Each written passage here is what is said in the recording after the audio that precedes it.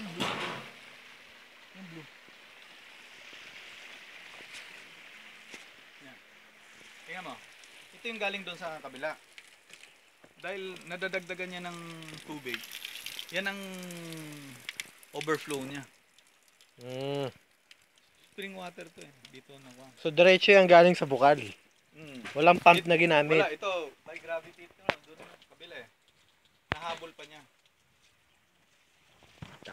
Laki ng pump. Dati 0.5, kaya ko pang puno doon. Pinalitan ko ng 1. Ituloy mo pa doon.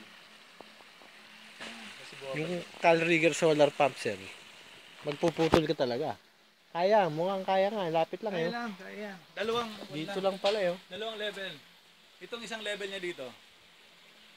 Dito akyat mo isa. Wala pa nga 15 yan eh. Para sigurado. Kahit mga 12 lang. Tapos another 12 yan. Sa maganda dito, continuous yung tubig eh. Kasi ang pump nasisira pag walang tubig. Nag-overheat yan eh. Ito, pang emergency ko